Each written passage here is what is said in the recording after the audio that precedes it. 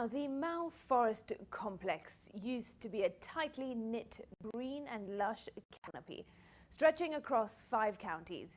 It encompasses 22 forest blocks, and from it flows several rivers supporting life in surrounding counties and beyond. While the effects of the life-sustaining forest travel all the way to the vast wildlife-rich Serengeti Plains in Tanzania, where the mighty Mara River flows. But now, the Mau is at the center of a heated debate among political leaders as the country tries to find ways to save the complex, which continues to be degraded by human encroachment.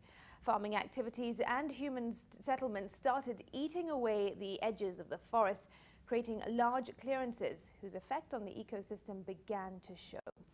While the forest settlement issue that has persisted for 4 decades now has become a sore thumb in the nation's collective conscience. Our team visited the Mau to establish exactly where the problem began, what the current situation is, and what future lies ahead for this crucial water catchment area. Zainab Ismail now reports on the Mau tragedy. The sunless sky covers the woods over the treetops, creating a harmonious canopy on the land. The thick forest, tranquil, as if it has been keeping a secret hidden deep within itself. The ridges standing silently in the background, a brooding, majestic presence. This is the Mau Complex, the largest closed canopy forest ecosystem in Kenya and one of the 5 major water towers whose survival now hangs in the balance.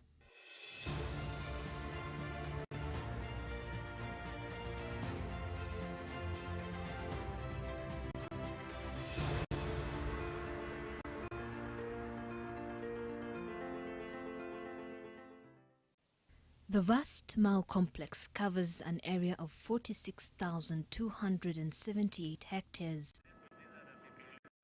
But at the heart of the complex lies the Maasai Mau block, the most integral of the 22 blocks that form the complex.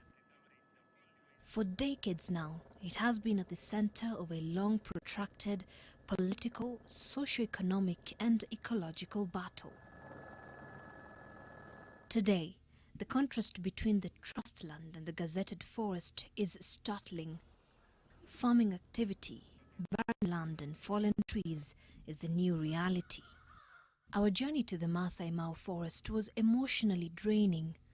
On one hand was the cry of the inhabitants who claim ownership over the land, but on the other hand stood a forest that is choking from the encroachment and human activity that is slowly killing it. This part of the Maasai Mau, Christian Sierra Leone, has been a hotbed of evictions for years. Its name was established following the return of a Kenyan soldier who was on a peacekeeping mission in the West African nation of Sierra Leone and in Bosnia.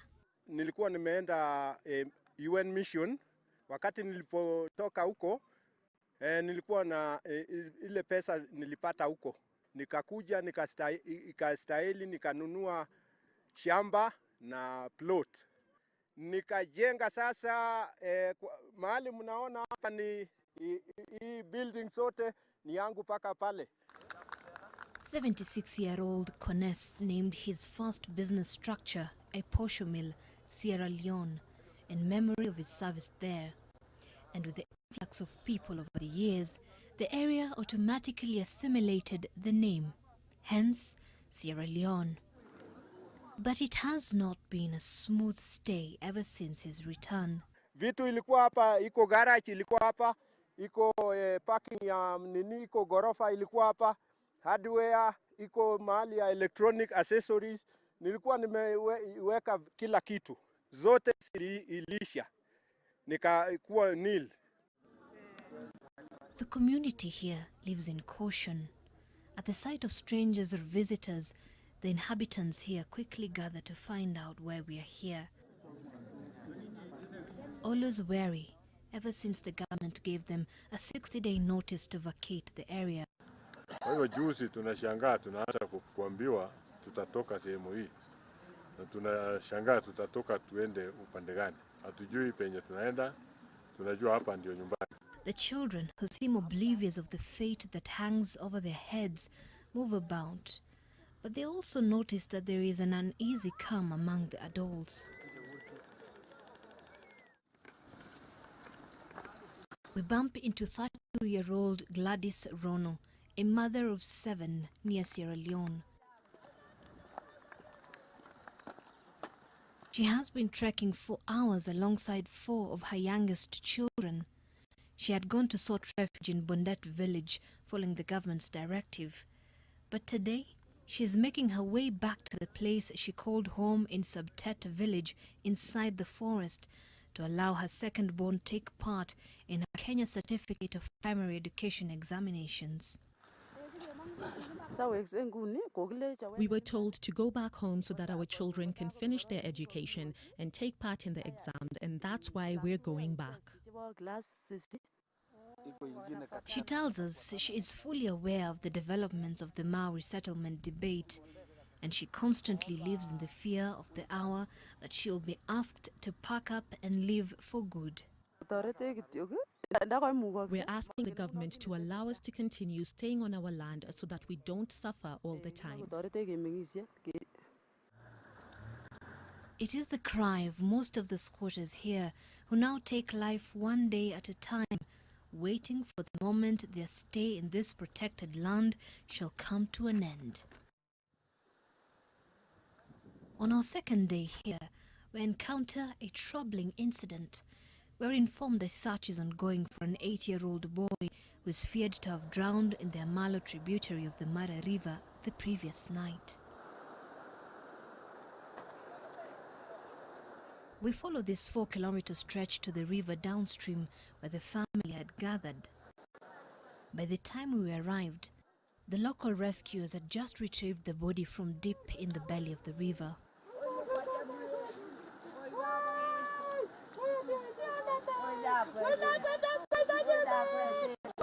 But for this family, this has been a double tragedy. They blame the government. Yo kijana juu area hii ni mgeni. Alikuwa anakimbilia usalama kutoka Mau, akapata makao kwa akaomba tu jirani hapa. Akapewa nyumba.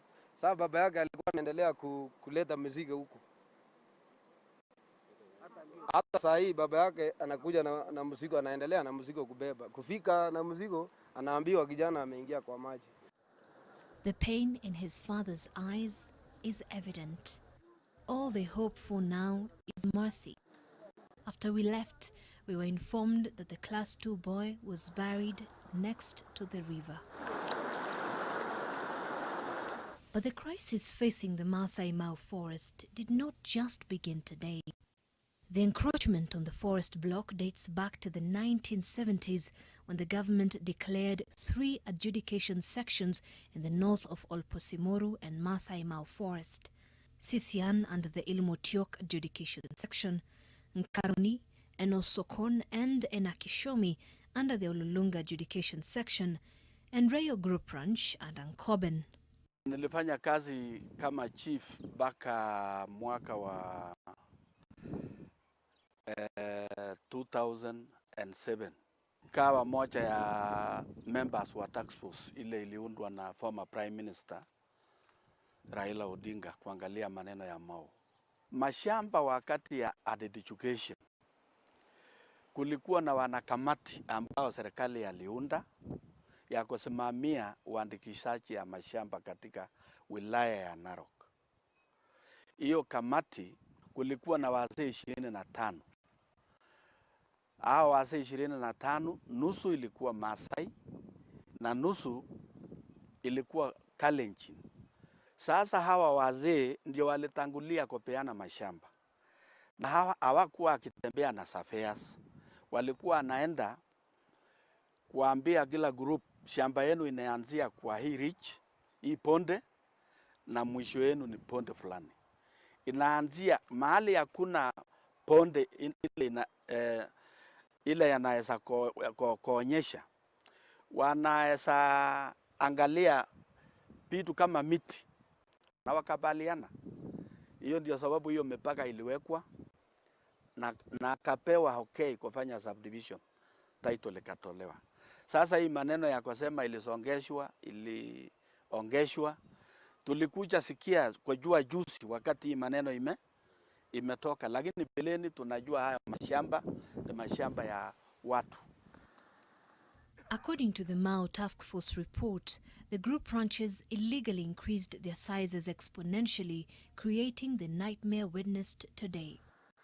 Sisian Group Ranch had 375 original parcels of land and a registered 443.5 hectares of land, but increased the area to 1,215.6 hectares, an excess of 772.1 hectares. Nkaroni Group Ranch, which had 188 parcels of land under 1,097.5 hectares, increased to 5,082.5, an excess of 3,985 hectares. Enosokon, which had 110 parcels in 155 hectares, increased their size to 653 hectares, an excess of 498 hectares. Enakishomi Group Ranch, which had 115 parcels under 1,275.5 hectares, increased to 9,271.5 hectares, an excess of 7,996 hectares. And Rayo Group Ranch, which had been allocated 34 parcels of land under 26 hectares, increased their size to 878.6, an excess of 852.6 hectares, which brought the total of an original 2,997.5 registered land ballooned to 17,101.2 hectares, an excess of 14,103.7 hectares. Joseph Carrier was among the task force, Mau task force, that was formulated during the time of Raila Odinga when he was a prime minister. And we made a lot of recommendations towards the settlement and the restoration of Mau. There are 5 group ranches that forcibly extended their boundaries into the Mau forest. So they went on with the expedition of the surveyor by then and a land adjudication officer who was called Mr. If I could remember, he was called Mr. Chepkurui. So Mr. Chepkurui was the one who was authorizing the subdivision. Those ranches that encroach on the forest, of course the records are there. We had leaders. We had the county council councillors. We had the former land committee of county council. I also need them to see them prosecuted. Yes, we have leaders of those ranches which encroach into the forest. We have past leaders, members of parliament from this region who also had acres in the forest. These are just rogue individuals within government doing their own things and causing all these problems. Yeah? And it's not possible for a small man in this republic to cause land with balloon into the government forest, have it surveyed, and title this issued.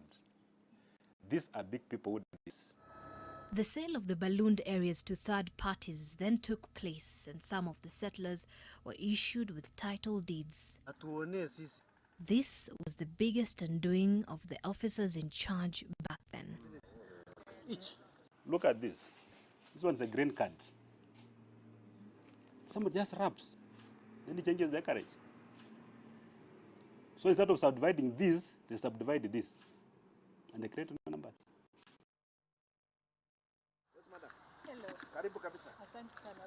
But according to former Bomet Governor Isaac Ruto, the Narok Masai Mau Trust land was set aside for settlement. This is an area that was meant all along, rightly or wrongly, for settlement as trust land under Narok County Council, as it were. This area has been mapped as part of the Great Mau, and they have 22 blocks. 21 blocks are gazetted government forests where there should be no debate. Anybody living inside should have gotten out yesterday or the day before.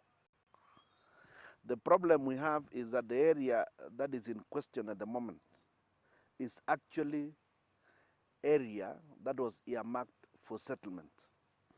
And indeed, the County Council of Narok went ahead to allocate. And they even engaged private surveyors plus government surveyors and issued out titles. And where there were the so-called ballooning, the County Council issued a no objection letter. And there are minutes of the County Council indicating that they had no objection to the extension of the group ranges, depending on the pressure from the settlers who are the Maasai people. How can you give Mau forest to a person? Yes, indeed, it's a trust land, but the specific purpose for that trust land was for conservation. And so nobody can tell us you can occupy the forest because it's trust land. It's trust land set aside with a purpose. And the purpose for the Mau forest, for the Mau, was to protect the forest. This then brought about the bone of contention that has remained a big debate, the boundary that separates the forest land from the settlement area. These boundaries are highly questionable. The only genuine boundary is the one that belongs to the national government forest. And that is where the Nyayo T-zones actually indicated as the cut line. The Nyayo T-zone did a good job based on facts and based on the coordinates that show you where the government forest ends. The rest is Maasai trust land. In trust land, there could never have been any boundary that had been gazetted. These are the one you're talking about, the Nyayo T-zone. It's not a boundary. It's not a cut line, it's just nothing. Yeah, it's not, you cannot base anything you cannot do anything based on that. Because a little background is that before 2015, there were people who moved from that area we're calling status quo area, that's Sierra Leone area, and moved into Olposmoro forest. Olposmoro is a national government forest, gazetted. But the Kenya Forest Service moved them out. KFS were basically only interested in the gazetted forest. So they moved these people out of Olposmoro forest. When they came back without the Maasai Mau forest, they told them that this is now the boundary. So they showed that the boundary, where the jurisdiction ends. And that's the place where the tea has been planted. Those who are arguing that the Nyayo T zone forms the basis of the boundary between settlement and forest, what they're telling us that the entire Maasai Mau, the 46,000 hectares, actually supposed to be settlement. But that's the position really, when you go to the ground. It's not. I think we should just stick with the original boundary, which was set by the Olentutu Commission, which is the one that we know to be the legitimate boundary. All these others are just like patching up, a torn piece of cloth. In 1986, a boundary commission chaired by the late Paramount Chief Lerionka Olentutu was established to review the Maasai Mau forest block boundaries.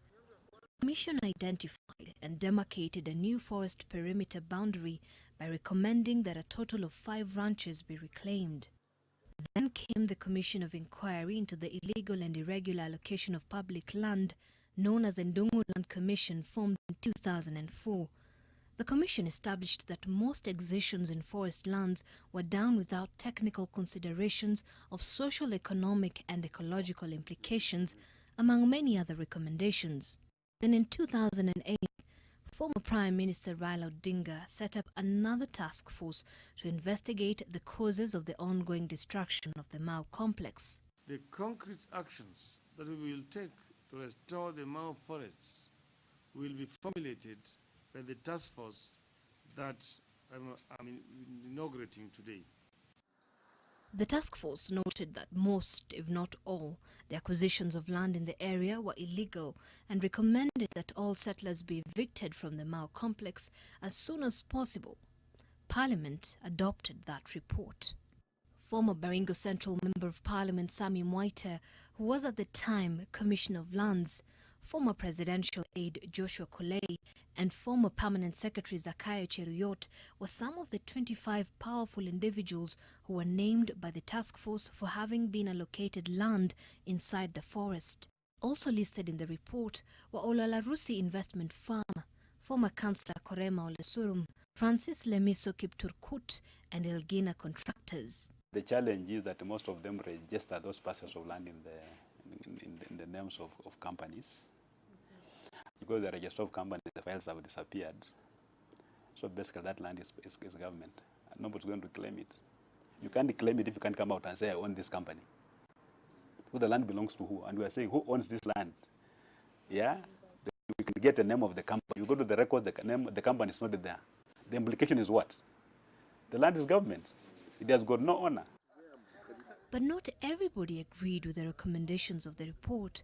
Christopher Bore was among the 4 members of the task force that refused to sign the recommendations of the task force.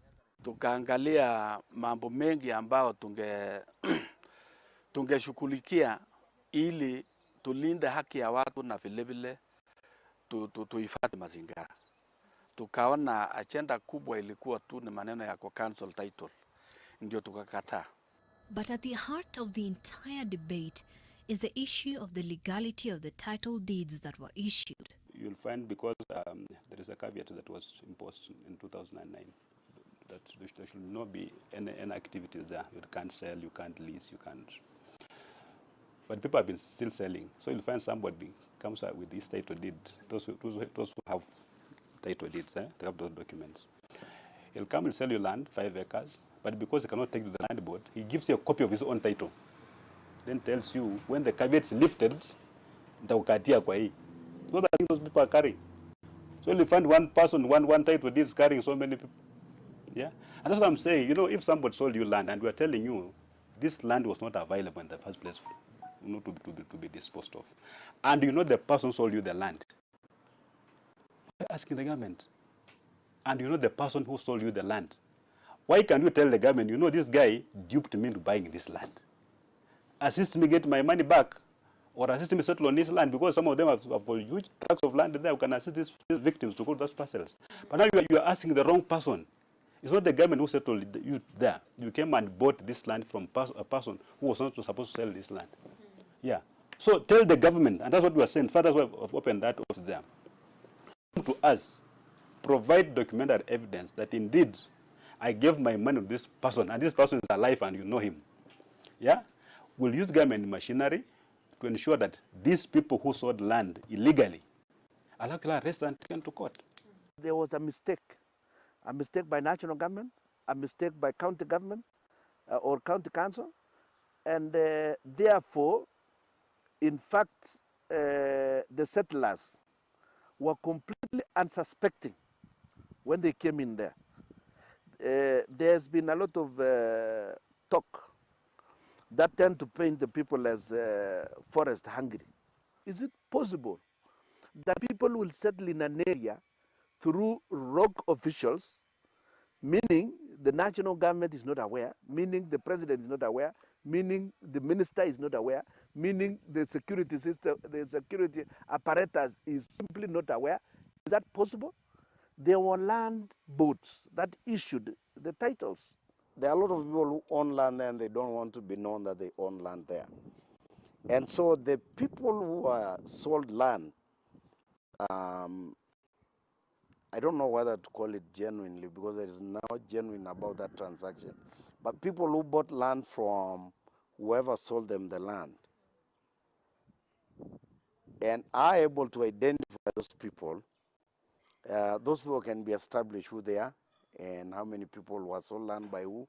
But you'll see a lot of those pieces of lands, nobody will ever claim them, ever, because some of them are owned by powerful people, powerful politicians. They don't want to be known. I know people like Isaac Ruto, the man who is cycling in the forest.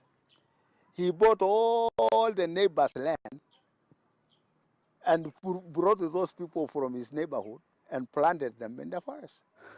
Let me tell you, I do not own a single acre in Narok South. Either in the area so-called Masai Mau or anywhere near there, not even in Mulot. According to a report by the Ministry of Environment tabled in Parliament, 1,029 individuals have been named as the original beneficiaries of land allocations in Mau Forest. This land that is the subject of this deliberation was not available for registration and adjudication and issuance of title. It does not matter how many documents you describe as title deeds you may possess. In law, they are of no legal effect and consequence. According to documents seen by NTV, some of the key officers who were involved during the extension of these group ranches included Francis Deituk, Joseph Muholi, George Gaya, Jackton Mogaka, S.M. Muketha, John Chepkurui, A.S. Bamusa, and J.O. Onyambu. They are said to have either illegally registered parcels of land, illegally increased some acreage, or failure to collect survey amendment fees for parcels of land they surveyed. I can confirm that all government officials who are involved in this, all the land registrars who were there during the ballooning and further subdivision of these parcels of land, all of them, to the last person, have recorded statements. Of course, some have passed away. Those who have passed away, we have confirmed with death certificates. Our officers have gone up to their graves and confirmed that these guys are dead. All the surveyors who participated in this, be they government surveyors, be they private surveyors, have recorded statements. All of them. Most of them have retired. Some of them, because of this, they were sacked. But all of them have recorded statements. And we have been able to assemble all the documentary evidence, all the green cards, all the topographical maps, and all documents, including even the Gazette notices for declaration of adjudication sections. We have all those. And many of these people actually just admit what happened because it was stupid. Like not doing like this. How can you run away